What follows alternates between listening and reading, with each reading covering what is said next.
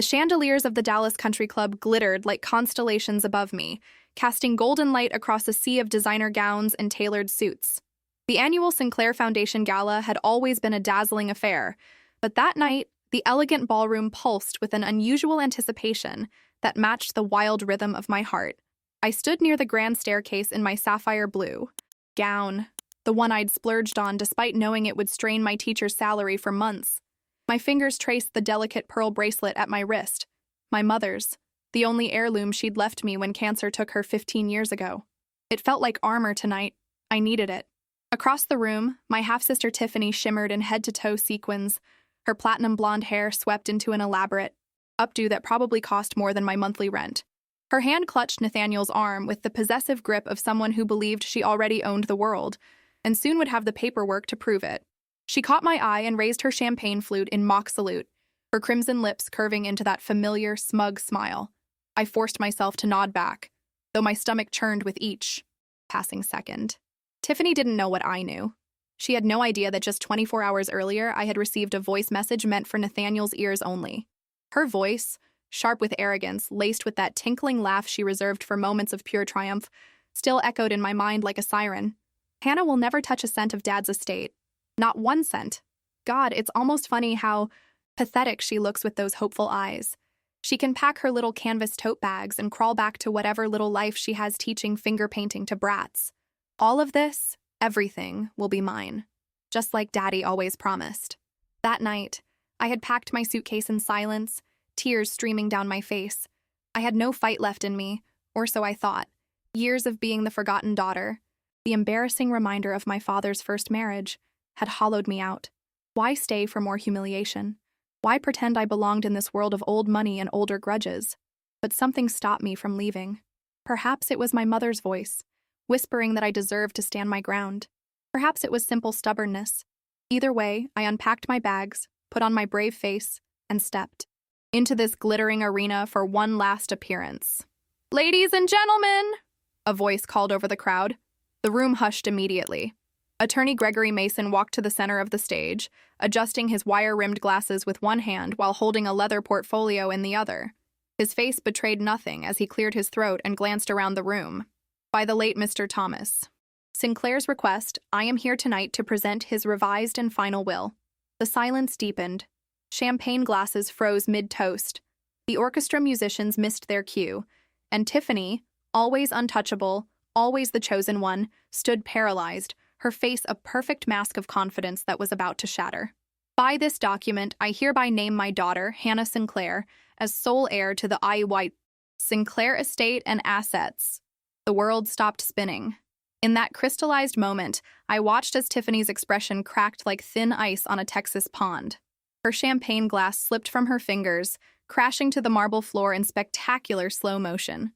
It was the priceless moment when truth and justice collided. But to understand how we reached this unforgettable night, you need to know the story of two sisters, a father's legacy, and a betrayal that nearly broke me before destiny restored what was rightfully mine. Growing up as Thomas Sinclair's daughter from his first marriage was like living in the shadow of a skyscraper.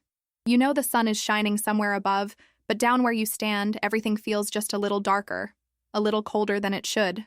Our sprawling Highland Park mansion had 23 rooms, but somehow I always felt like I occupied the smallest spaces, the corners, the edges, the forgotten places where the light didn't quite reach.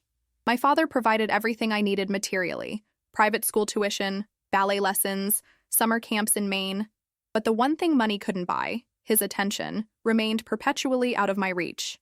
When my mother died of breast cancer just after my 13th birthday, I thought perhaps grief might forge a connection between us.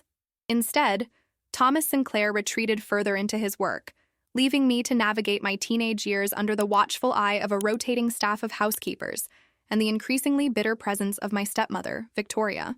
And then there was Tiffany. "Daddy, look what Hannah did to my new dress." Tiffany's voice echoed through the marble foyer one spring afternoon when I was 16 and she was 14. I had been reading in the garden, nowhere near her or her clothing. My father appeared from his study, frowning. "What happened, princess?" Tiffany held up her pale pink Chanel dress, now sporting a small ink stain near the hem. "She did it on purpose. She's always ruining my things because she's jealous."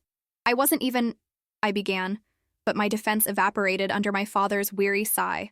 Hannah, please be more careful around your sister's things. He turned to Tiffany, his expression softening. Don't worry, sweetheart. We'll get you a new one tomorrow.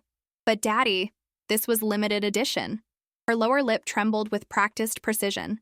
He reached for his wallet, extracting his platinum card. Here, take my card and order whatever you'd like online. It was a scene that would repeat itself in countless variations throughout our adolescence. Tiffany would accuse, I would deny, and our father would placate her while gently reprimanding me. The pattern was so predictable that eventually I stopped defending myself at all. I channeled my energy into school instead, earning scholarships to study art history at Rice University. When I graduated summa cum laude, my father sent flowers but couldn't attend the ceremony. Tiffany had a horse show that weekend. When I secured my first teaching position at a respected private school in Dallas, he congratulated me with a brief phone call while boarding his private jet for a golf trip with Tiffany in Pebble Beach. Years passed, and I built a life of my own. My apartment was small but filled with carefully chosen pieces, vintage paintings from estate sales, ceramic vases made by my students, books stacked in corners because I ran out of shelf space. It wasn't grand, but it was mine. I found joy in teaching art, in opening young minds to the beauty of creative expression. I made genuine friends who valued me for myself, not my last name. But family events remained exercises in endurance. At the annual Christmas gala, 4th of July barbecues, or Thanksgiving dinners, Tiffany never missed an opportunity to remind everyone of the hierarchy. Hannah's so brave, she would say, her voice dripping with false admiration while surrounded by Dallas socialites, teaching at that little school, when she could have joined Daddy's company. So, independent. The summer before my father's death, we gathered at the lake house for Victoria's birthday. I had brought a handmade ceramic vase I'd created specifically for her, glazed in her favorite shade of teal. Oh, Victoria said when she unwrapped it, her mouth tightening at the corners. How crafty. Moments later, Tiffany presented her with a Hermes scarf and matching bag. I remember you eyeing this in Paris this spring, she said, kissing her mother's cheek. Victoria's face transformed. Darling, it's perfect. You always know exactly what I love. That evening, as I helped clear the dinner dishes, a task Tiffany considered beneath her, I found my ceramic vase relegated to a utility closet, still wrapped in its tissue paper. Meanwhile, Victoria paraded around with her new Hermes bag, making sure everyone noticed it. Don't take it personally, said Rosa, our longtime housekeeper, noticing my expression as I discovered the discarded gift. Some people only know how to value things with price tags. I smiled at her gratefully. Rosa had been more of a mother to me than Victoria ever tried to be. I know, it's fine. But it wasn't fine. Not really. The constant reminder that I was somehow less worthy, less loved, had carved a hollow space inside me that no amount of professional success or personal achievement seemed able to fill. I maintained my dignity through it all. When colleagues asked about my family, I spoke neutrally about my successful father in the oil business and my sister who works with him. I never complained, never aired our dirty laundry. Perhaps that was my biggest mistake, allowing Tiffany's narrative to go unchallenged for so long. Then, 3 months ago, my father called me directly, something that happened rarely enough to be noteworthy. Hannah, he said, his voice sounding tired in a way I hadn't heard before. Can you come to dinner on Thursday? Just you and me. There's something I'd like to discuss. That dinner never happened. 2 days later, Thomas Sinclair, Titan of Texas Oil, collapsed in his office from a massive heart attack. By the time I arrived at the hospital, he was gone, taking whatever he'd wanted to tell me to his grave. And I was left wondering what might have been different if we'd had those few hours together. Just the two of us, before the end. My father's funeral transformed Highland Park Methodist Church into a sea of black designer suits and dresses. Oil executives, politicians, and Dallas socialites filled the pews, their faces arranged in appropriate expressions of solemnity. The governor gave a eulogy. A senator wiped away a photogenic tear. The choir sang Amazing Grace, with voices that soared to the cathedral ceiling. I sat in the front row beside Victoria and Tiffany, feeling strangely disconnected from the grand spectacle of grief around me. My own sorrow was a quieter thing, mourning not just my father's death, but the relationship we never had. Tiffany, by contrast, wept dramatically throughout the service, requiring frequent comforting from Nathaniel Armstrong, her fiancé of 3 months. He was handsome in that polished way of men born into wealth, Strong jaw, confident posture, and eyes that calculated your net worth before learning your name. Your father was so proud of Tiffany, an elderly woman told me at the reception afterward, patting my arm. Such a shame about you two not being close. I smiled politely. I'm sorry, have we met? She looked startled. Oh, I'm Margaret Whitfield. I've known your father for 30 years through the club. I don't believe we've been introduced, though I've heard so much about you from him. My heart skipped. You have? Oh, yes. Just last month at the charity auction, he showed me your photo. Said you were teaching art and doing quite well. He seemed reflective about it all. Before I could ask what she meant, Tiffany appeared at my elbow, her arm linked, through Nathaniel's. Aunt Margaret, thank you so much for coming. Daddy would be so touched. She embraced the woman, effectively pushing me aside. He's looking down so proudly at you, dear, Margaret said. Tiffany dabbed at her eyes with a monogrammed handkerchief. I just hope I can make the right decisions with the company. It's what he would have wanted. I excused myself and wandered through the house that had never truly felt like home. The library door stood ajar, and I slipped inside, seeking a moment's peace. My father's presence lingered here among the leather-bound books and the scent of his favorite whiskey.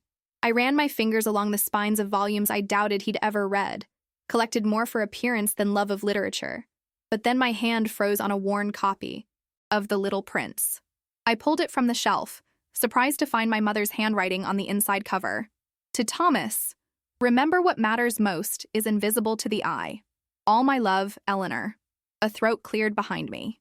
Gregory, I said, turning to find my father's attorney standing in the doorway. Gregory Mason had handled the Sinclair legal affairs for over 20 years. His silver hair and wire-rimmed glasses gave him an air of distinguished trustworthiness. I'm sorry to intrude on your moment alone, he said. I wanted to offer my condolences personally. Thank you, it's been overwhelming. He nodded. Death often is, especially when it comes unexpectedly. He glanced at the book in my hands. Your mother's? Yes. I didn't realize he'd kept it. Gregory's expression softened.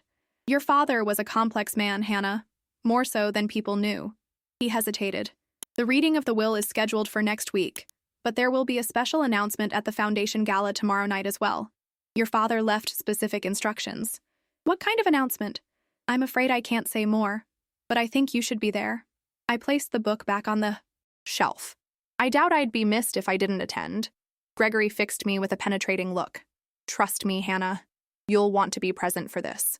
Before I could press further, Victoria appeared in the doorway. There you are, Gregory. The Hendersons are leaving and want to speak with you. She barely glanced my way before disappearing again. Gregory sighed. Duty calls. But Hannah, remember what? I said. After the last guest departed, I found myself alone in the kitchen. Rosa was wiping down counters, her movements efficient after decades of service. You should eat something, Mija, she said, pushing a plate of sandwiches toward me. I'm not hungry, but thank you. I leaned against the counter. Rosa, did my father ever talk about me? To you, I mean. She paused, choosing her words carefully. Your father was not a man who spoke much about feelings, but sometimes when you would send him your students' artwork to see, he would keep them in his private study. The children's paintings of sunflowers, the clay sculptures, he kept them all. He did? I felt something crack inside my chest. I thought he threw them away. She shook her head. No, Mija. He had me frame some of them. Before I could process this revelation, Tiffany's voice echoed from the hallway. I know, it's awful timing, but Daddy would want the gala to go on, she was saying, presumably on the phone. The foundation is his legacy. Besides, it'll be the perfect opportunity to announce the succession plan. I slipped out the back door before she could see me, Rosa's words and Tiffany's confident tone, creating a dissonance I couldn't reconcile. Back in my apartment that night, I tried to make sense of the day's fragments. The book my father had kept, the artwork he'd framed in secret, Margaret Whitfield's comment about him being reflective, Gregory's cryptic insistence that I attend the gala. None of it aligned with the father I thought I knew, the distant man who seemed to have room in his heart for only one daughter. My phone chimed with a text message from an unknown number. We need to talk before tomorrow night. It's important. Meet me at Reverie Cafe at 10 a.m. Gregory Mason. I stared at the screen, wondering what could be so urgent. As I was typing a response, another notification appeared, a voice message from Tiffany. Assuming she was calling about funeral arrangements, I played it without thinking. Nate, baby. Her voice purred, slick with triumph. Hannah will never touch a cent of Dad's estate. Not 1 cent. God, it's almost funny how pathetic she looks with those hopeful eyes. She can pack her little canvas tote bags and crawl back to whatever little life she has teaching finger painting to brats. All of this, everything, will be mine, just like Daddy always promised. Her laughter rang through the speaker, cold and clear. I've already talked to the board members. They're on my side. By this time tomorrow, I'll be CEO of Sinclair Oil, and she'll be nothing but a footnote in the family history. Call me when you get this. Love you. The message ended. My hands trembled as I replayed it, confirming I hadn't imagined the naked cruelty in her voice. She'd sent it to me by mistake. I sank onto my couch, clutching a pillow to my chest as if it could shield me from the pain of her words. Years of subtle slights and not-so-subtle undermining had prepared me for Tiffany's disdain, but hearing it laid bare with such casual viciousness still felt like a physical blow. I pulled my suitcase from the closet and began packing methodically. Enough was enough. I would skip the gala, skip the will reading, skip all of it. Let Tiffany have her triumph without me as an audience. I had my teaching, my friends, my own quiet life. It was enough. It had to be. But as I folded a sweater, I caught sight of my mother's pearl bracelet on my dresser. She had faced her illness with dignity until the end, never complaining, never bitter. Choose courage over comfort, she used to tell me. The easy path isn't always the right one. I put the suitcase away. Gregory wanted to meet me tomorrow. The gala was tomorrow night. Whatever my father had planned, whatever message he'd left behind, I owed it to myself to hear it. One last time, I would step into the Sinclair spotlight and face whatever came, even if that meant watching Tiffany claim everything I'd never been, deemed worthy of having. The morning sun streamed through the windows of Reverie Cafe, casting golden patterns across the reclaimed wood tables and exposed brick walls. I arrived 10 minutes early, ordered a latte, and chose a corner booth where I could watch the door. My sleepless night had left dark circles under my eyes that even concealer couldn't fully hide. At precisely 10 a.m., Gregory Mason entered, scanning the room before spotting me. He looked different outside the formal setting of my father's world, more human somehow in casual slacks and a light sweater. "Thank you for meeting me," he said, sliding into the seat across from me. He placed a leather portfolio on the table between us. "How are you holding up?" "I've been better." I wrapped my hands around my coffee mug. "I received an interesting voice message from Tiffany last night. Apparently she's quite confident about her position as the new CEO and sole heir." Gregory's expression remained neutral, but I noticed his fingers tighten slightly on his own coffee cup. "Is that so?" "She sent it to me by mistake. It was meant for Nathaniel." I met his eyes directly. "She said I wouldn't get a cent of my father's estate, that the board members are on her side, that I'll be nothing but a footnote in family history." "I see." He took a careful sip of his coffee. "And what do you plan to do with this information?" The question caught me off guard. "Do? Nothing. What could I possibly do? If that's what my father wanted? But that's precisely my point, Hannah." He leaned forward. "What your father wanted and what Tiffany believes are two very different things." My heart stuttered. "What do you mean?" Gregory glanced around the cafe before opening his portfolio. 3 months ago, your father came to see me privately. He said he'd been doing some reflecting on his life and his legacy. He showed me this." He slid a photograph across the table. It showed a younger version of my father and my mother on what appeared to be a picnic blanket in a park. They were laughing, their arms around each other, looking carefree in a way I'd never witnessed from Thomas Sinclair. "He kept this in his wallet," Gregory said quietly, "for 30 years. Through his second marriage, through everything." I stared at the image, at my mother's radiant smile, at the obvious love between them. I don't understand. If he loved her so much, why did he become so distant after she died? Why push me away? Grief does strange things to people, Hannah. Some can't bear the reminders of what they've lost. He paused. "Your father made mistakes. He knew that. But in the last few months of his life, he was trying to correct them. By leaving me some small bequest in his will, a token inheritance to ease his conscience." The bitterness in my voice surprised even me. Gregory shook his head. "No, Hannah, by changing his will entirely." The cafe noise faded to a distant hum as I processed his words. "What are you saying?" "I'm saying your father revised his will 3 months ago. The contents are sealed until the official reading next week, but he left specific instructions for a preliminary announcement at tonight's." Gala? He tapped the portfolio. I have a copy here, but I'm legally bound not to share the details ahead of time. Does Tiffany know about this? No. Your father insisted on complete confidentiality. Only he and I knew about the changes. My mind raced, trying to make sense of it all. But the board members? Tiffany said they're supporting her. Because that's what everyone expects. Your father groomed her for the position for years, publicly. What he did privately, in these final months, is another matter entirely. Hope fluttered in my chest, fragile as a butterfly's wing. I quickly suppressed it.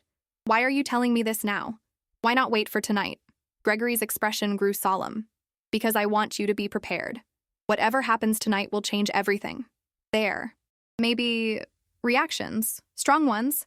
I need to know you're ready to stand your ground. A chill ran down my spine. You're scaring me a little. Good. You should be cautious. He checked his watch. I've said more than I should already, but I made a promise to your father, and I intend to keep it. He stood, gathering his portfolio. Wear something memorable tonight, Hannah. It's going to be a night no one in Dallas society will forget. As he turned to leave, I called after him. Wait, did my father say why? Why he changed his mind after all these years? Gregory paused. He said something about seeing clearly for the first time in decades. That's all I can tell you. He nodded a goodbye and disappeared through the door, leaving me with more questions than answers. I spent the afternoon in a daze, Gregory's words playing on repeat in my mind. I tried calling my closest friend May, but got her voicemail. I needed someone to talk me off the ledge of hope I found myself clinging to. Because hope, in my experience with the Sinclair family, was a dangerous thing. At 4:30, my phone rang. Tiffany. Hannah, she said, her voice honey-sweet in a way that immediately put me on alert. I just wanted to check if you're still coming tonight. It would mean so much to have you there as we honor Daddy's legacy. I nearly choked on the irony. I'll be there. Wonderful. And listen, I know things haven't always been easy between us, but I want you to know that after tonight, once everything's settled, I'd like us to try being real sisters.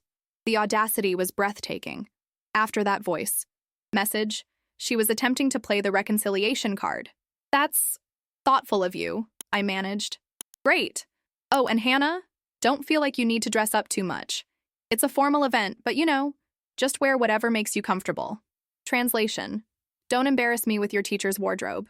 I'll keep that in mind, I said, ending the call before my composure cracked. As the afternoon shadows lengthened across my apartment floor, I opened my closet and pulled out the sapphire gown I'd purchased months ago for a museum gala, but never worn. The price tag still dangled from the sleeve, a splurge I'd instantly regretted but couldn't bring myself to return. The deep blue silk caught the light, shifting like water. Tonight, I decided I would wear it, along with my mother's pearls and the quiet dignity she'd taught me to value above all else. Whatever Gregory's cryptic warnings meant, whatever my father had planned from beyond the grave, I would face it with my head high. The Uber dropped me off at the Dallas Country Club at 7:45 p.m. The circular driveway was lined with luxury cars. Bentleys, Maseratis, the occasional vintage Rolls-Royce. Valets in crisp uniforms darted between vehicles while photographers captured the arrivals of Dallas's elite. I took a deep breath and stepped out of the car, feeling strangely calm despite the turmoil of the past 24 hours. The sapphire gown flowed around me like liquid midnight, my mother's pearls cool against my collarbone. Miss Sinclair! One of the photographers recognized me, snapping a quick photo before turning back to a more promising subject. The mayor and his wife emerging from a limousine. Inside, the ballroom glittered with 1,000 points of light. Crystal chandeliers, candles on every table, sequins on designer gowns, diamonds at throats and wrists and ears. The orchestra played a gentle classical piece as waitstaff circulated with champagne and hors d'oeuvres. I accepted a glass of champagne and moved to the edge of the room, observing. Board members from Sinclair Oil clustered near the bar. Victoria held court among her socialite friends, her black morning dress strategically cut to showcase her expensively maintained figure. And there was Tiffany, resplendent in a gold sequined gown that caught the light with every movement, making her the brightest object in the room. Nathaniel stood beside her in a perfectly tailored tuxedo, his hand possessively at the small of her back as they greeted guests. For a moment, watching them, I felt a pang of something like pity. Tiffany's entire identity was wrapped up in being Thomas Sinclair's golden child, the heir to his empire. What would happen to her if that was suddenly taken away? Then I remembered her voice, cold with contempt, Hannah will never touch a cent of Dad's estate, not 1 cent. My pity evaporated. You came. Gregory appeared at my elbow, distinguished in a classic black tuxedo. And you took my advice about making an impression. You look lovely, Hannah. Thank you. I nodded toward the stage where a podium had been set up. When is the announcement? After dinner, around 9:30. He lowered his voice. Tiffany has prepared a speech. She believes she'll be announced as the new CEO tonight. And she won't be? His eyes met mine, careful yet kind. Just remember, whatever happens, your father made this choice himself. No one influenced him. Before I could press further, dinner was announced. I found myself seated at a table with distant relatives and family friends who clearly had no idea what to make of my presence. The conversation flowed around me, polite inquiries about my teaching career, quickly giving way to excited speculation about Tiffany's new role at the company. I hear she's already planning to expand into renewable energy, said Cousin Marjorie, who I hadn't seen in at least 5 years. Smart move, agreed her husband. Diversification is key in today's market. I ate my salmon and asparagus in silence, watching Tiffany work the room from the head table. She was in her element, charming, vivacious, the perfect corporate princess about to ascend her throne. Nathaniel watched her with the satisfied look of a man who'd bet on the right horse. As dessert plates were cleared away, Gregory moved to the stage. The room gradually quieted as he adjusted the microphone. Good evening, ladies and gentlemen. Thank you all for coming to this year's Sinclair Foundation Gala. As you know, this event holds special significance tonight as we honor the memory of Thomas Sinclair, whose vision and generosity created this foundation 20 years ago. Murmurs of agreement rippled through the crowd. Thomas left specific instructions to be carried out at this gathering, Gregory continued. As his longtime attorney and friend, I am here to fulfill those wishes. Tiffany straightened in her chair, smoothing her gold gown.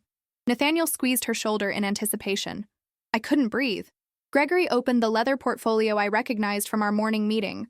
By the late Mr. Thomas Sinclair's request, I am here tonight to present his revised and final will. The room fell utterly silent. Even the waitstaff froze in place, sensing the weight of the moment. Gregory adjusted his glasses and continued, his voice steady and clear in the hushed ballroom. Before I read this document, Thomas asked me to share a personal message. He withdrew a sealed envelope from his portfolio. These are his exact words, written 3 months before his passing. Gregory broke the seal and unfolded the letter inside. When he spoke again, it was my father's voice that seemed to fill the room. To my family, friends, and colleagues gathered here tonight, if Gregory is reading this, then I have passed from this world without having the courage to say these things to your faces. For that, I apologize. I built an empire of oil and influence, but in doing so, I failed at something far more precious. Being a father to both my daughters equally. The success you've admired came at a cost I only recently came to fully understand.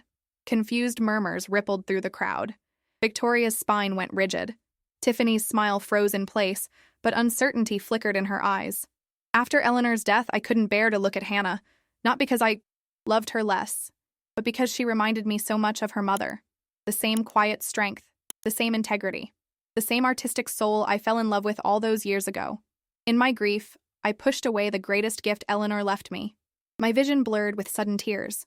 I blinked them back, determined not to break down in front of 300 of Dallas's most influential citizens. In recent months, I've watched from a distance as Hannah built a life of purpose and meaning without any help from me.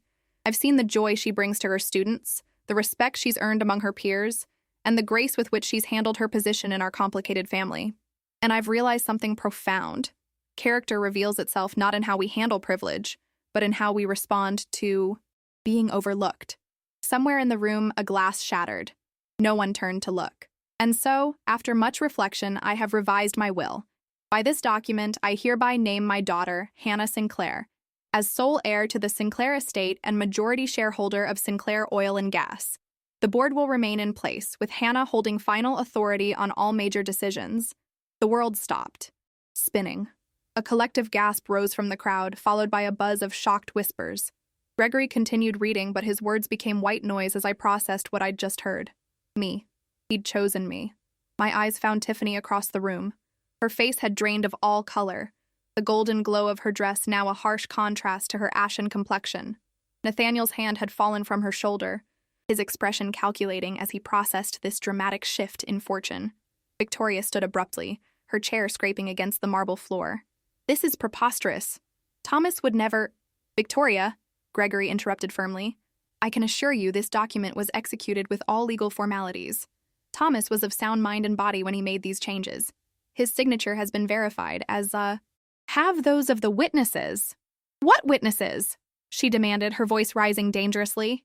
"Dr. Sarah Chen and Judge William Holbrook. Both are present tonight and can confirm their signatures." From different corners of the room, two distinguished figures nodded solemnly. My father had chosen his witnesses well, respected professionals whose integrity was beyond question. "This is a mistake," Tiffany finally spoke, her voice tight with restrained fury. "There must be some misunderstanding. My father promised me—" She stopped herself, aware of how petulant she sounded. "Tiffany," Gregory said gently, "your father made provisions for you as well. You will receive a generous trust fund and retain your position on the foundation board. But the company and the majority of the estate will transfer to Hannah, effective immediately." The crystal champagne glass in Tiffany's hand slipped from her fingers, shattering on the floor in a spray of glass and golden liquid. The sound seemed to break whatever spell had held the room in shocked silence. Suddenly, everyone was talking at once. Board members huddled together, whispering urgently. Socialites who'd been fawning over Tiffany minutes before now glanced in my direction with newfound interest. Nathaniel had disappeared entirely. I sat frozen in my chair, unable to move or speak. This couldn't be real. After a lifetime of being the afterthought, the also-ran, the daughter who wasn't quite enough, I was suddenly the heir to everything? Gregory made his way through the crowd to my side. "Are you all right?" he asked quietly. "I don't know," I answered honestly. "I never expected. I don't know anything about running an oil company. Your father knew that. He left instructions, a transition plan, mentors he trusted, advisors who will guide you. You won't be alone in this." "Why didn't he tell me himself? Why wait until after he was gone?" Gregory's expression softened. I asked him the same question. He said he was afraid you'd reject him after all these years, afraid it was too late to make amends. A commotion near the exit caught our attention. Tiffany was storming out, Victoria hurrying after her. As they passed our table, Tiffany stopped and turned to face me, her eyes glittering with a dangerous combination of humiliation and rage. "Enjoy it while it lasts," she hissed. "This isn't over. Not by a long shot."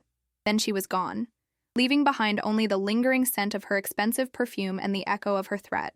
People began approaching my table, board members introducing themselves, family friends suddenly recalling fond memories of me as a child, distant relatives claiming they'd always thought I had Thomas's business sense.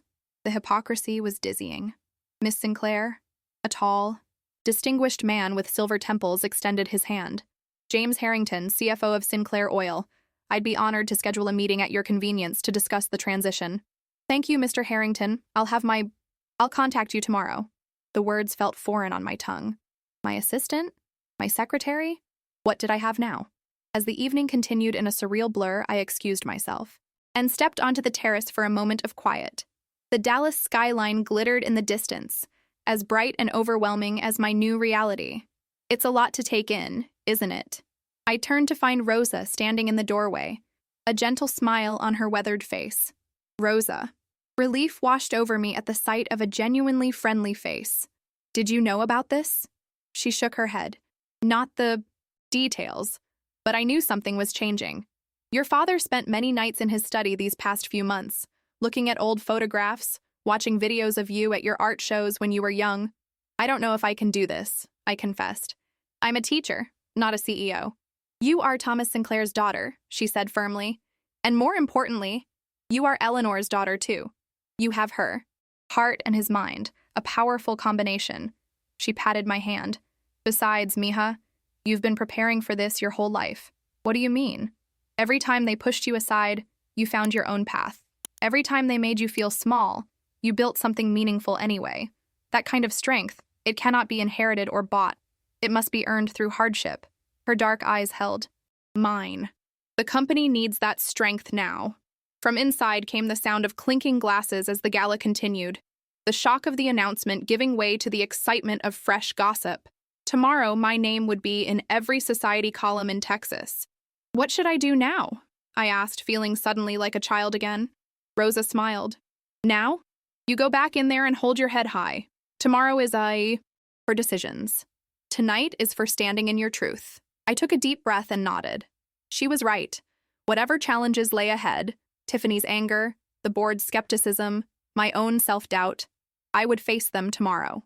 Tonight was for honoring the father who had finally seen me, even if it was only at the end, and for remembering the mother whose quiet strength had sustained me through years of being overlooked.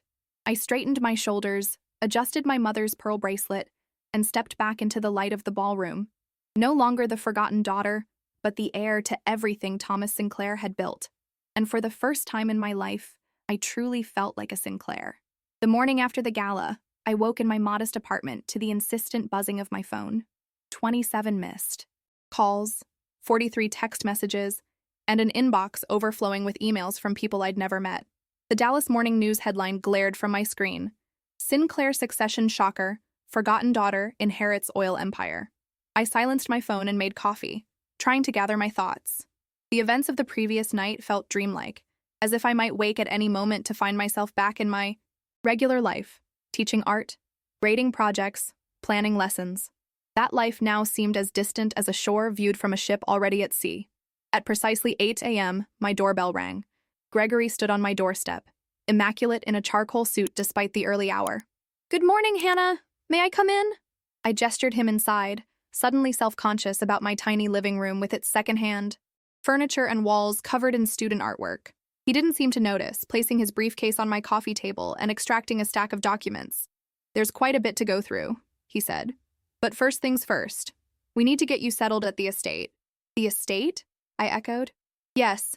Your father's will stipulates that you take up residence at the family home in Highland Park. It's a condition of the inheritance." My stomach dropped. "Live in that house? With Victoria and Tiffany?" Gregory's expression softened. "Victoria has already begun moving her things to their Palm Beach property. As for Tiffany, she didn't come home last night.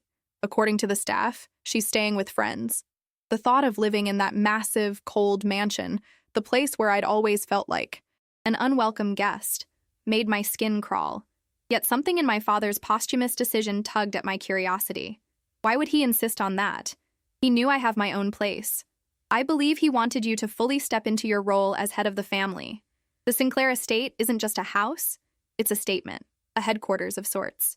Your father conducted business there, hosted influential people, made connections that benefited the company."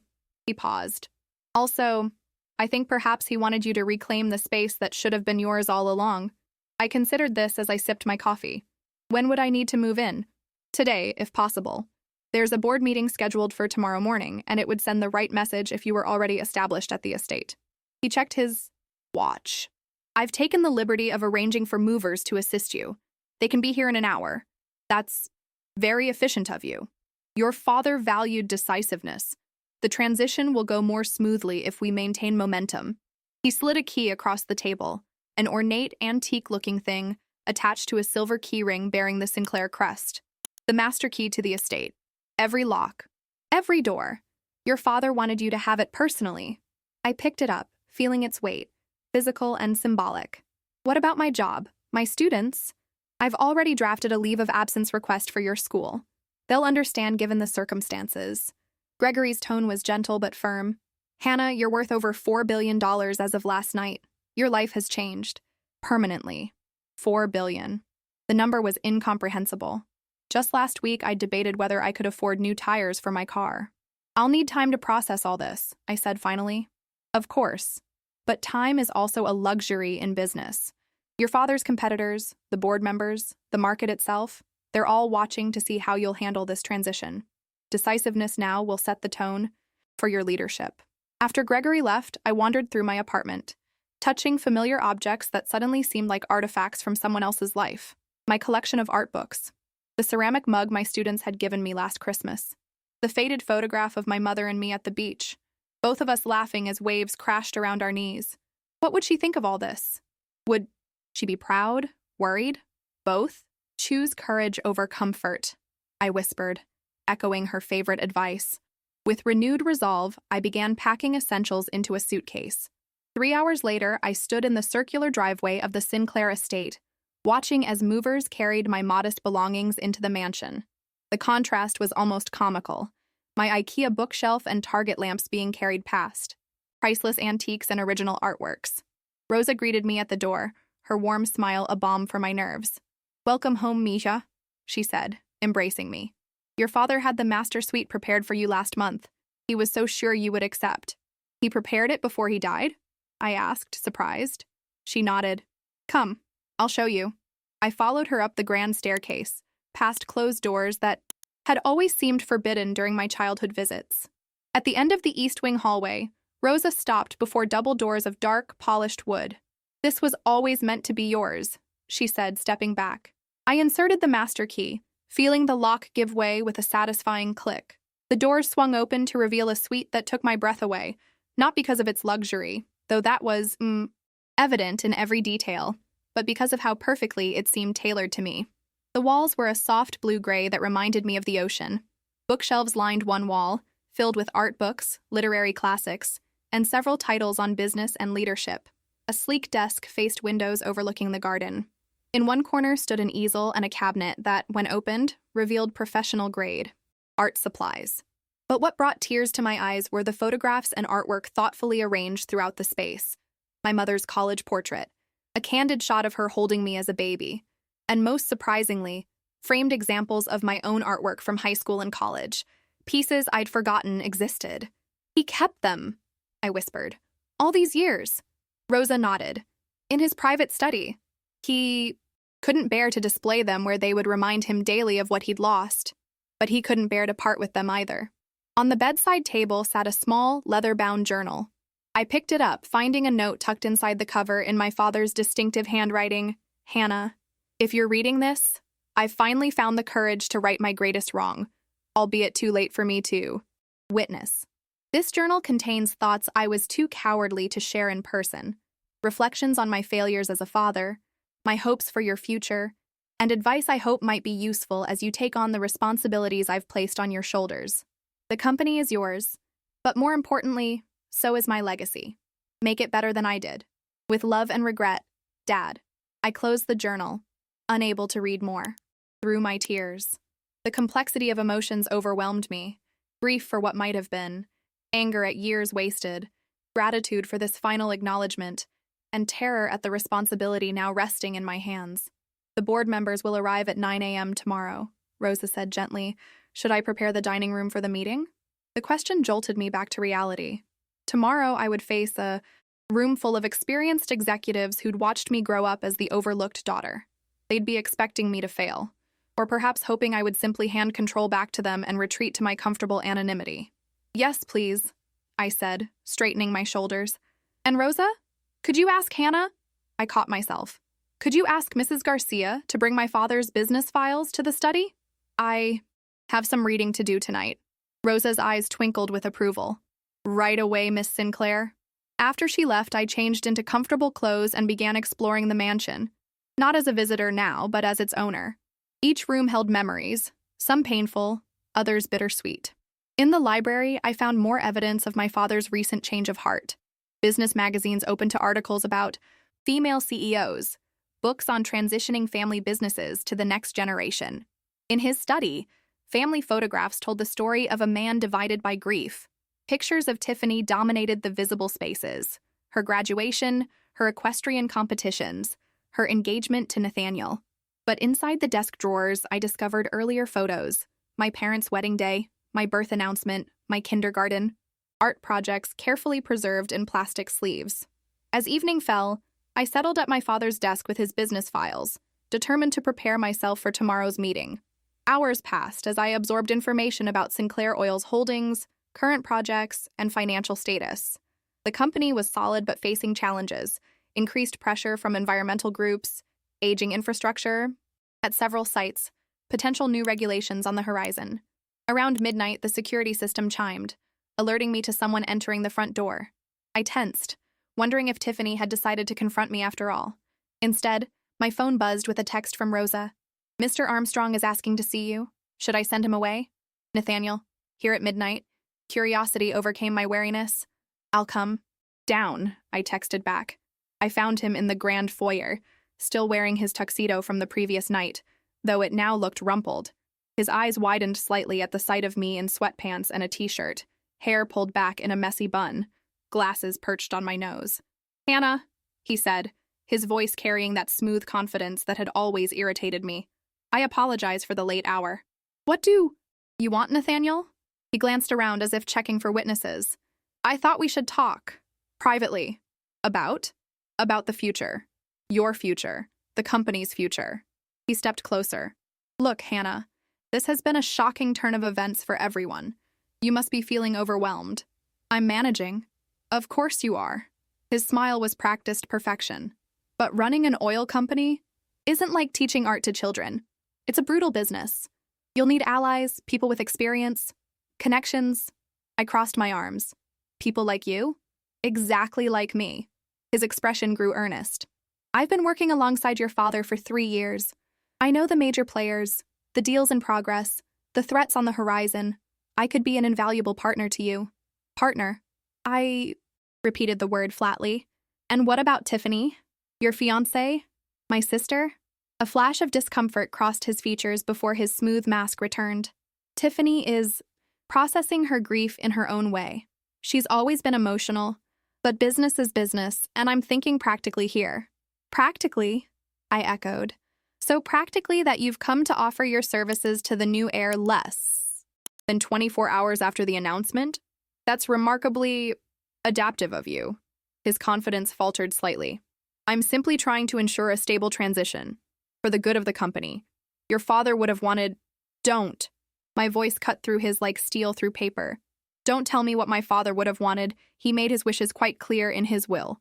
Nathaniel's, expression hardened. "You can't do this alone, Hannah. You don't have the experience or the connections. The board will eat you alive tomorrow."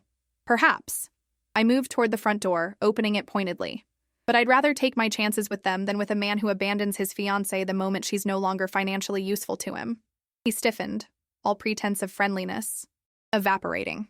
"You're making a mistake. One you'll regret very soon. Good night, Nathaniel." After he left, I leaned against the closed door, my heart pounding. My first test, and I'd held my ground. But Nathaniel was right about one thing. Tomorrow would be infinitely more challenging. Back in the study, I returned to my father's files with renewed determination. Whatever lay ahead, I would face it as Eleanor's daughter and Thomas Sinclair's heir. Both parts of my heritage would guide me now. The master key hung heavy around my neck on its silver chain, a reminder that every door in this house, literal and figurative, was now mine to open. The Sinclair Oil and Gas boardroom occupied the entire top floor of our downtown Dallas headquarters. Floor-to-ceiling windows offered a panoramic view of the city skyline, a constant reminder of the company's prominence in the Texas business landscape. The centerpiece was a massive table of polished walnut, around which sat 12 of the most influential oil executives in the state. And at the head of that table, wearing a navy blue suit I'd purchased at 7 a.m. that morning, sat me. "Gentlemen," I said, my voice steadier than I felt, "shall we begin?" The tension in the room was palpable. Some board members stared openly, their skepticism written across their faces. Others maintained careful neutrality, watching to see which way the wind would blow before committing themselves. James Harrington, the CFO who'd introduced himself at the gala, cleared his throat. "Miss Sinclair?" "Hannah, please." He nodded. "Hannah, on behalf of the board, I want to express our surprise at your father's decision. No one expected that he would leave his company to his eldest daughter rather than his youngest." I finished for him, maintaining a pleasant smile. "Yes, I imagine that came as quite a shock to everyone, including me." "What we mean," interjected Victor Blackwell, a silver-haired veteran of the industry, "is that your background doesn't exactly prepare you for this role. Teaching art is a noble profession, but it's a far cry from managing a multi-billion-dollar energy company." Several heads nodded in agreement. This, clearly, was their planned angle of attack. Question my competence, push me to step aside voluntarily. I took a sip of water, giving myself a moment to gather my thoughts. "Mr. Blackwell, did you know my father when he started this company?" He blinked, thrown by the unexpected question. "Yes, of course, I've been with Sinclair Oil for 35 years. "Then you'll recall that my father had no formal business education when he founded this company. He was a roughneck who worked the rigs, saved every penny, and eventually scraped together enough to drill his own first well. I glanced around the table. He learned what he needed to know as he went. So will I. With all due respect, said another board member, Richard Hayes, your father had years of industry experience before he took on leadership. And I have all of you, I countered smoothly. Unless you're suggesting the executive team my father assembled isn't capable of continuing to manage their respective departments while I learn the business? An uncomfortable silence followed. I'd effectively backed them into a corner. They couldn't claim incompetence without indicting themselves. Harrington broke the impasse. Of course we're capable, Hannah. But the markets respond to confidence. Investors, partners, competitors, they'll all be watching to see if there's stability in the transition. I understand that. Concern. I opened the leather portfolio in front of me, the one I'd spent all night studying, which is why I'd like to address the Wilson acquisition first. I understand the deal is nearly complete but requires final approval. Surprise rippled through the room. They hadn't expected me to know about the pending acquisition of Wilson Drilling, a smaller competitor with valuable leases in the Permian Basin. That's correct, Harrington said cautiously. The paperwork is ready for signatures. Your father had approved the terms before he passed. I've reviewed those terms, I said. And while the acquisition makes strategic sense, I believe the valuation is too high given the environmental liabilities at 3 of their sites. The temperature in the room seemed to drop 10 degrees. Hayes leaned forward, his expression darkening. Those sites were thoroughly assessed by our team. The remediation costs are factored into the price. Based on current regulations, yes, but not on the regulations that will likely take effect next quarter. I slid a document across the table, a summary of pending EPA rules I'd found in my father's private files. My father was tracking these changes closely. According to his notes, he planned to renegotiate before closing. Blackwell's eyes narrowed. Where did you get this information? From my father's files, the ones he kept in his home office. I held his gaze steadily. The office I now occupy. A shift occurred in the room, subtle but unmistakable. The realization that I had access to my father's private notes, his strategies, his insights that might not have been shared even with them. Harrington studied the document, then looked up with new respect in his eyes. These projections are concerning. If the EPA moves forward with these standards, the remediation costs would indeed be substantially higher, which is why I suggest we delay the signing by 2 weeks and reopen negotiations with a target of reducing the price by 12%. I closed my portfolio. Unless anyone has objections? The silence this time had a different quality, less hostile, more considering. I move we follow Hannah's recommendation on the Wilson acquisition, Harrington said finally. Seconded, said a woman at the far end of the table, Linda Choi, head of legal, who until now had remained silent, observing the dynamics. One by one, the board members voted in agreement. Even Blackwell, though his reluctance was evident in the tight line of his mouth. For the next 3 hours, we moved through the agenda methodically. I listened more than I spoke, asking questions when necessary, deferring to expertise while making it clear I expected thorough explanations. When the meeting finally adjourned, I could see the reassessment in their eyes.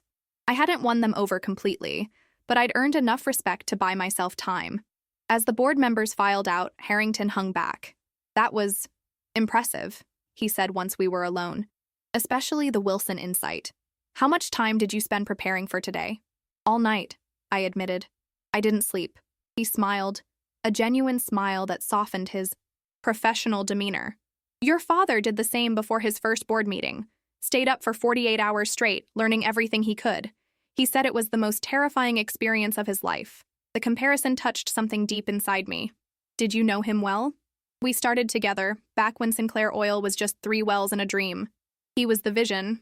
I was the numbers guy. Harrington's expression grew nostalgic. He could be a hard man, Hannah, demanding, uncompromising in business, but he had his reasons for the choices he made, including this one. I wish I understood those reasons better. Give it time. He gathered his papers. You know, he talked about you more than you might think. Always kept tabs on your career, your achievements. He was proud. Of you, in his way. He had a strange way of showing it. True enough. Harrington paused at the door. For what it's worth, I think he made the right choice. Tiffany knows the business, but she lacks something essential. Something you demonstrated today. What's that?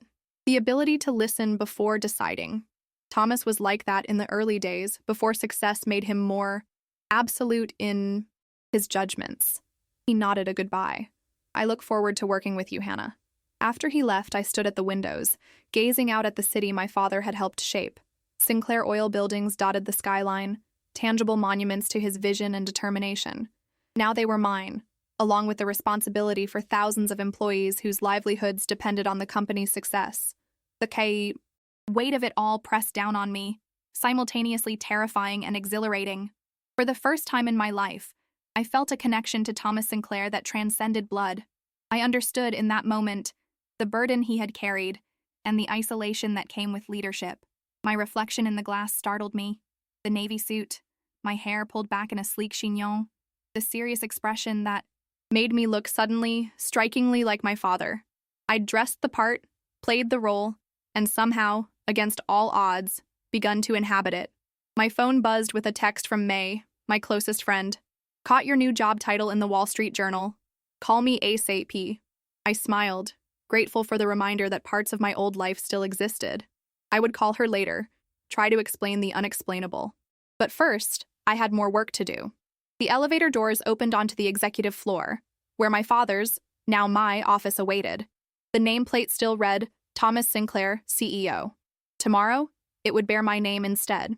As I walked down the hallway, employees stopped what they were doing, watching me pass with expressions ranging from curiosity to wariness. I nodded acknowledgments, making mental notes to learn names, understand roles, build the relationships that would be crucial to my success. My assistant, Margaret, a formidable woman in her 60s who had worked for my father for 20 years, stood as I approached. Ms. Sinclair, she greeted me formally. How was the board meeting? Productive, I replied, noting the flicker of surprise in her eyes. She'd clearly expected a different outcome. I'll need the Wilson acquisition files delivered to the estate tonight, and please schedule individual meetings with each department head for this week. Of course, she made notes efficiently. Also, you should know that your sister has been trying to reach you. She's called 6 times this morning. I paused at my office door. Did she leave a message? No, but she did mention that it's urgent. Something about your father's personal effects. I sighed. This confrontation had been inevitable. If she calls again, tell her she can meet me at the estate at 7 p.m. Very good. Margaret hesitated. And Ms. Sinclair, the staff, we're all curious about the direction you plan to take the company. I recognized the question beneath the question. Was I a temporary figurehead? Would I sell? Step aside? Let the real executives run things? The direction my father set, I said firmly, with appropriate adjustments for the future. I believe in evolution, not revolution, Margaret. She nodded, seeming satisfied with this answer. Your father would have approved of that approach. Inside the CEO's office, my office, I took a moment to absorb the space. Unlike the boardroom's intimidating formality, this room reflected my father's personal taste. Warm wood paneling, comfortable leather furniture, bookshelves filled with geology texts and industry histories, photos of drilling sites and refineries lined one wall, while another showcased framed newspaper articles chronicling Sinclair Oil's major milestones. Conspicuously absent were family photographs. No Tiffany, no Victoria, no me. I made a mental note to change that tomorrow, to bring something of myself into this space. But for now, I had a sister to prepare for and a company to start learning. Opening my computer, I began reading through emails, reports, and memos, building a mental map of ongoing projects and immediate concerns. The afternoon slipped away as I absorbed information, made notes, and gradually began to see the patterns in my father's decision-making. By the time I left for the estate, darkness had fallen over Dallas, the office buildings illuminated like beacons in the night. The driver my father's team had arranged, now my driver, held the car door open with professional deference. Home, Ms. Sinclair? He asked. The word caught me off guard. Home. The estate had never been home. Not really. Yet now it was mine, along with everything else that had once belonged to Thomas Sinclair. Yes, I said finally. Home. Tiffany was waiting for me when I arrived, pacing the marble foyer like a caged animal. Tiffany's eyes blazed with a fury I'd never seen before as I entered the foyer. Her perfect blonde hair was pulled back severely, her designer outfit impeccable, as always, but something had changed. The golden glow of privilege that had always surrounded her had dimmed, replaced by the desperate energy of someone whose world was collapsing. "Finally," she spat. "Too busy playing CEO to answer your phone?" I set my briefcase down calmly. "I was in meetings all day. Margaret said you wanted to discuss father's personal effects?" "Don't call him that," she hissed. "Don't pretend you had any relationship with him. You were nothing to him for years. Nothing." The old Hannah might have flinched at those words, might have accepted them as truth, but I'd spent a day being Thomas Sinclair's daughter in more than just name, and I found myself standing taller. Clearly, he felt differently in the end. I gestured toward the study. "Shall we discuss this privately? Or would you prefer to continue this scene where the staff can hear every word?" Her lips pressed into a thin line, but she followed me into our father's study, my study now. I took a seat behind the desk while she remained standing, too agitated to sit. "What did you do?" she demanded. "How did you manipulate him? Was it when he was sick? Did you take advantage of his weakness?" "I didn't do anything, Tiffany. I hadn't spoken to him in months before he died." She laughed bitterly. "Right. I'm supposed to believe he just woke up one day and decided to disinherit his real daughter, the one he actually loved, in favor of you? I don't know why he changed his will," I said honestly. "I was as shocked as you were." "Liar." She slammed her hands on the desk, leaning toward me.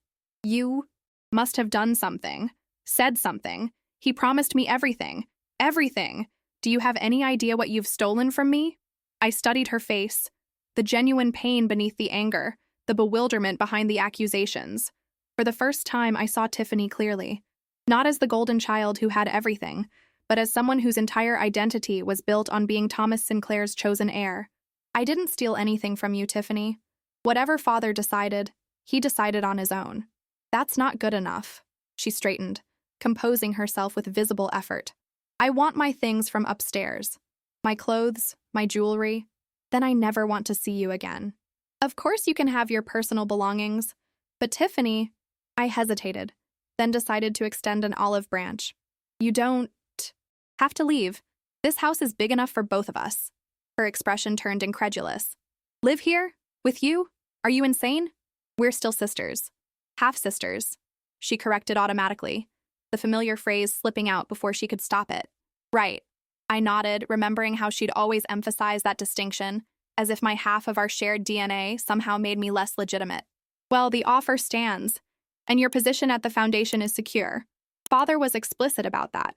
She stared at me for a long moment, something shifting in her eyes. "You've already changed, you know. One day with his money, his power, and you're already different. Sitting behind his desk like you belong there. Maybe I do belong here. We'll see about that." She turned toward the door, then paused. "Oh, by the way, Nathaniel broke off our engagement last night. I assume you already knew that, since he probably proposed to you instead." The bitter accusation caught me off guard. "What? No. Nathaniel came here, but..." "He came here?" Her voice rose sharply. "To this house? When?" "Last night. He offered to help me transition into leadership. I sent him away." Tiffany's face drained of color. "You're lying. I have the security footage if you don't believe me." She stared at me, searching for deception and finding none. Something crumbled in her expression, the last vestige of her perfect world disintegrating before my eyes. "He said he needed space," she whispered, "that he was overwhelmed by everything changing so suddenly, that he needed time to process before we could plan our future." My heart twisted with unexpected sympathy. "I'm sorry, Tiffany." She shook her head, tears welling in her eyes. "Don't you dare pity me. This isn't over. None of it is over." With that, she stormed out, the sound of her heels echoing through the marble hallway until the front door slammed behind her. I sat alone in the study, absorbing what had just happened. Nathaniel had abandoned Tiffany the moment her fortunes changed, then immediately tried to ingratiate himself with me. What kind of man did that? What kind of life had Tiffany been building with someone so nakedly opportunistic? Rosa appeared in the doorway. "I heard the door slam. Is everything all right?" Tiffany was upset, understandably. I rubbed my temples, feeling the weight of the day settling into a dull headache. "Rosa, did my father ever say anything to you about why he changed his will?" She came into the room, her movements unhurried as she straightened a pile of magazines on the side table. "He never spoke of it directly, but about 4 months ago, he asked me to find a box in the attic, old home videos from when you were small before your mother got sick. Videos? I didn't know there were videos. Many of them. He spent several nights watching them in here, alone. Sometimes I would hear him crying. She met my eyes. After that, he started asking questions about you. Your teaching, your art, your life. Things he should have known himself but didn't. Did he ask about Tiffany too? Rosa's expression turned thoughtful. Not in the same way. With Tiffany, he already knew. Everything. Her friends, her activities, her plans. With you, he was discovering a daughter he had lost. She hesitated. There's something else. Something I found when cleaning his private safe after he passed. I wasn't sure if I should give it to you, but now I think you should see it. She left the room briefly, returning with a sealed envelope. This was inside a larger file with your name on it. I opened it carefully. Inside was a newspaper clipping from the education section of the Dallas Morning News, dated about 6 months ago.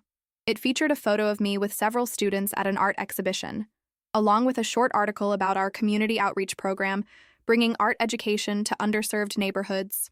Paperclipped to the article was a handwritten note in my father's distinctive script. She has Eleanor's heart. All these years I've been looking for Eleanor in the wrong daughter. The words blurred as tears filled my eyes. When was this dated? The week before he contacted his attorney to change his will, Rosa said softly. I sat back, the pieces finally coming together.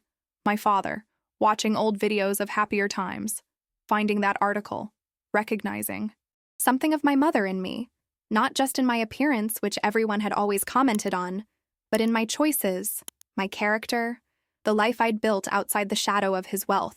He should have told me, I whispered. We wasted so much time. Yes, Rosa agreed simply. But he made it right in the end, the only way he knew how. She patted my shoulder. Get some rest, mija. Tomorrow will bring new challenges. After she left, I remained in the study, surrounded by the artifacts of my father's life. On an impulse, I opened the cabinet where Rosa had said he kept the old videos. There they were, dozens of VHS tapes meticulously labeled with dates and occasions. I selected one marked Hannah's 5th birthday and took it to the media room where an old VCR was still connected to one of the televisions. As the tape began to play, my breath caught in my throat. There was my mother, young and beautiful, laughing as she helped me blow out candles on a cake shaped like an artist's palette. And beside her, with his arm around her waist, was my father, but a version of him I barely recognized. This Thomas Sinclair was smiling, relaxed, his eyes filled with obvious love as he watched his wife and daughter. Make a wish, Hannah Banana, his younger self urged, using a nickname I'd completely forgotten. On screen, my 5-year-old self squeezed her eyes shut in concentration, then blew out all the candles in one determined breath. The adults cheered. What did you wish for, sweetheart? My mother asked. Little Hannah grinned, revealing a missing front tooth. Can't tell or it won't. Come true! My father laughed, scooping me up onto his shoulders. That's my girl. Keeps her secrets close. I watched, transfixed as the scene continued. My father present, engaged, clearly adoring both his wife and daughter. This was the man my mother had loved. This was the father I'd had before grief transformed him into someone colder, more distant. Tape after tape revealed the same story. Happy family, a doting father, a life filled with simple joys before cancer, took my mother and broke something fundamental in Thomas Sinclair. In the final tape I watched, dated just weeks before my mother's diagnosis, my father filmed a quiet moment. My mother teaching me to paint at a small easel in the garden. His voice came from behind the camera, gentle with love. The two artists in my life, he narrated. The two who see beauty everywhere. My mother looked up, smiling directly into the lens, directly at him. And you're the one who gives us the freedom to pursue that beauty.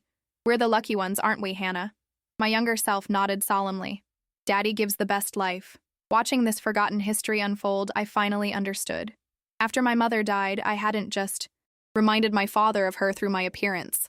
I'd reminded him of the man he used to be, the life they'd planned together, the love he'd lost. Looking at me had been too painful, so he'd turned away toward Tiffany, who demanded his attention but required nothing of his heart. In changing his will, in leaving everything to me, he hadn't been trying to hurt Tiffany. He'd been trying to reclaim the father he once was, to honor my mother's memory, and perhaps, in some way, to heal the wound that had shaped all our lives. I switched off the television, sitting in the darkened room with tears streaming down my face. Not tears of sadness now, but of release, of understanding.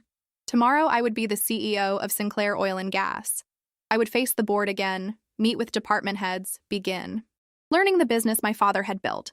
But tonight, I discovered something more valuable than the company or the estate or any material inheritance. I'd found the father I'd lost, and with him, a part of myself I hadn't known was missing. 6 months passed in a whirlwind of activity. Spring turned to summer, summer to early fall, and the initial shock of my inheritance gave way to the daily rhythms of leadership. I stood at the window of my office, watching the Dallas skyline shimmer in the October heat, reflecting on how much had changed. The woman who had once felt out of place at Sinclair family gatherings now confidently led board meetings. The art teacher who had scrimped to pay rent now made decisions affecting billions of dollars in assets. And yet, some essential part of me remained unchanged. The values my mother had instilled, the perspective I'd gained from years of living modestly, the creativity that informed my approach to business challenges. A knock at the door interrupted my thoughts. "Hannah, they're ready for you downstairs." James Harrington, now a trusted advisor and ally, stood in the doorway. Over the months, we'd developed a strong working relationship, built on mutual respect. He guided me through the complexities of the oil industry, while I brought fresh perspectives that sometimes challenged industry conventions. "Thank you, James. I'll be right down." I gathered my notes for the presentation. "How's the room?" "Full house. Press in the back. Board members looking surprisingly relaxed." He smiled. "Whatever concerns they had about you have clearly been put to rest." Those concerns had been substantial in the beginning. Despite my successful first board meeting, the months that followed had brought challenges that tested my resolve. Several executives had initially resisted my leadership, questioning decisions and sometimes working to undermine me. 2 had resigned rather than report to someone they deemed underqualified. But I'd persevered, working longer hours than anyone, learning voraciously, and gradually earning the respect of even my strongest critics. The Wilson acquisition had been renegotiated successfully, at 14% below the original price, even better than I'd proposed. Our environmental initiatives were gaining positive attention from groups that had once protested outside our offices. And most, surprisingly to some, our stock price had risen steadily under my leadership. "Any word from Tiffany?" James asked as we walked to the elevator. "Nothing direct, though I hear from Victoria that she's in Europe with friends." I sighed. "She still won't speak to me." After our confrontation that night at the estate, Tiffany had made good on her threat to cut me out of her life completely. She'd collected her belongings the next day while I was at the office, leaving no note, no forwarding address. Through the grapevine of Dallas society, I occasionally heard updates that she'd briefly tried working for a competing oil company before quitting, that she'd been spotted at exclusive resorts in the Maldives, Monaco, Bali. Nathaniel had made one more attempt to ingratiate himself, sending an elaborate proposal for a strategic partnership that thinly disguised his desire to access Sinclair resources for his own benefit. I declined politely but firmly. "Give her time," James advised as the elevator descended to the conference level. "Some wounds take longer to heal." The conference room fell silent as I entered. Where once that silence had been charged with skepticism, now it held anticipation. Over 100 people, employees, board members, community partners, and press, waited for my announcement. I took my place at the podium, looking out at the audience. So many now familiar faces. Margaret, my father's assistant, who had become one of my strongest supporters. Linda Choi from legal, whose strategic advice had proven invaluable. Rosa, who had insisted on attending despite my assurances that it wasn't necessary. And in the back, partially hidden behind a column but unmistakable with her platinum blonde hair, Tiffany. My heart skipped a beat at the sight of her. She hadn't RSVP'd to the invitation I'd sent more out of hope than expectation. "Good afternoon," I began. "Thank you all for being here for this important announcement. 6 months ago, I stepped into the role of CEO under unexpected circumstances. Many of you had doubts, understandably so. I had doubts myself." Appreciative laughter rippled through the room. "But in these months, I've come to understand something profound about Sinclair Oil and Gas. This company isn't just about drilling wells or refining petroleum or quarterly earnings. It's about legacy, about the impact we have on our community, our environment, and our future." I unveiled the display board beside me, revealing the new Sinclair Foundation initiative. "Today, I'm proud to announce the launch of Sinclair Arts and Education Fund, a $50 million commitment to bringing arts education to underserved communities across Texas. This fund will support school programs, community centers, and scholarships for promising young artists who lack financial resources. Applause filled the room. I caught James's approving nod, Linda's smile. From her place in the back, Rosa dabbed at her eyes with a tissue. This initiative honors two legacies that matter deeply to me. First, my mother, Eleanor Sinclair, who believed that art could transform lives and open minds. And second, my father, Thomas Sinclair, who built this company from nothing through vision, determination, and the courage to evolve with changing times. I paused, finding Tiffany's eyes in the crowd. Her expression remained guarded, but she hadn't left. That was something. Sinclair Oil and Gas will continue to be an energy leader, but we're expanding our vision of what that means. In addition to this arts initiative, we're announcing a major investment in renewable energy research and development. The future of energy won't look like its past, and we intend to help shape that future rather than resist it. The presentation continued as I outlined the details of both initiatives, answered questions from the press, and invited the newly appointed director of the Arts Fund, May, my longtime friend and a respected arts administrator, to speak. As the formal portion concluded and people began mingling with refreshments, I made my way through the crowd, accepting congratulations and addressing follow-up questions. All the while, I kept Tiffany in my peripheral vision, wondering if she would approach or simply disappear again. Finally, as the crowd thinned, I saw her still standing near the back, seemingly uncertain. I excused myself from a conversation and walked toward her, my heart beating faster with each step. "I'm glad you came," I said simply when I reached her. She studied me, her expression complex. The invitation was a surprise. "I've sent you an invitation to every major announcement and event." "I know." She looked away, then back at me with renewed determination. "Why? After everything I said, everything I did. Why? Keep reaching out? Because you're my sister." I hesitated. "And because I think it's what both our parents would have wanted." Something flickered across her face at the mention of our parents. "The Art Fund, it's because of your mother." "Yes, but also because I believe in it. Art gave me purpose when I felt most alone. It can do that for others too." Tiffany nodded slowly. "It suits you. This role, these initiatives, more than it would have suited me." The admission seemed to cost her something, but she continued. "I would have just kept things exactly as they were. Same strategies, same priorities. There's value in tradition too," I offered. "Maybe." She fidgeted with her designer purse. "I've been doing some thinking while I've been away. About Daddy, about why he made the choice." He did. Her eyes met mine directly. "I found some of the videos, in Mother's things. I watched them. My breath caught. The ones of us when we were young, before my mother died."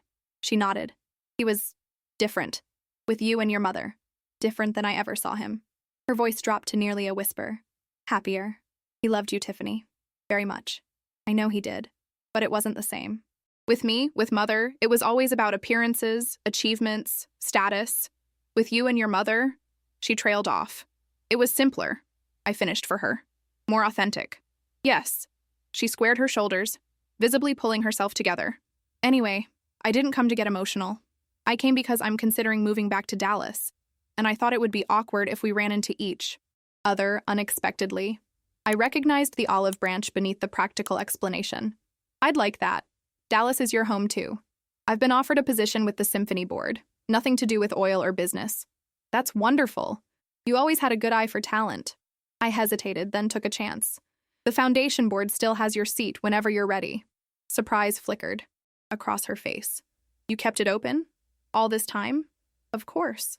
You're a Sinclair. That hasn't changed." For the first time in our adult lives, I saw tears form in Tiffany's eyes.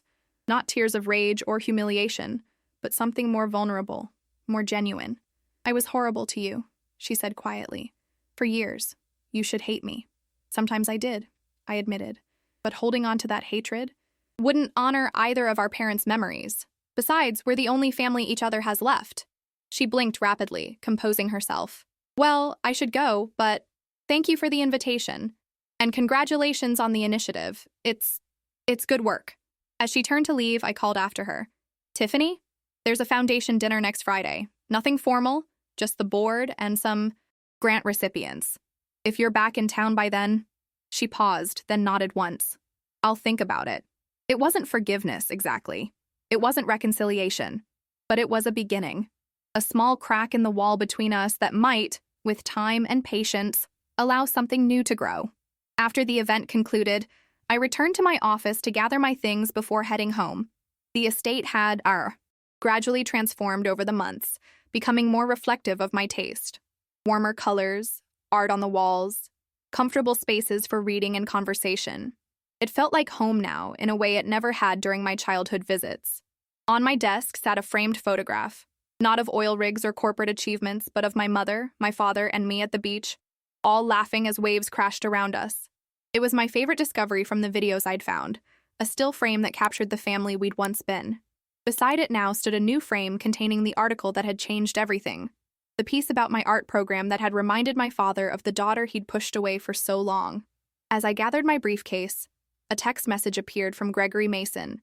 Your father would be proud. Today. Not just of the company, but of you. I smiled, thinking of how far I'd come from that night 6 months ago when I'd received Tiffany's misdirected voice message. How close I'd come to walking away, to packing my bags and disappearing rather than facing another humiliation. Hannah will never touch a cent of Dad's estate, she had said, so confident in her position as the chosen heir. Life had other plans, for all of us. As my car pulled away from Sinclair Tower, I watched the city lights begin to emerge against the darkening Texas sky. My father's company, my mother's values, my own vision for the future. All of these elements had combined to create something none of us could have imagined individually. That was the true inheritance. Not the money or the power or the prestige, but the chance to weave together these separate threads of legacy into something stronger and more beautiful than before. The road ahead would have challenges, certainly. Rebuilding a relationship with Tiffany, if she truly wanted that. Continuing to guide the company through an evolving energy landscape. Balancing the demands of business with my own need for creativity and purpose. But for the first time in my life, I felt equal to those challenges.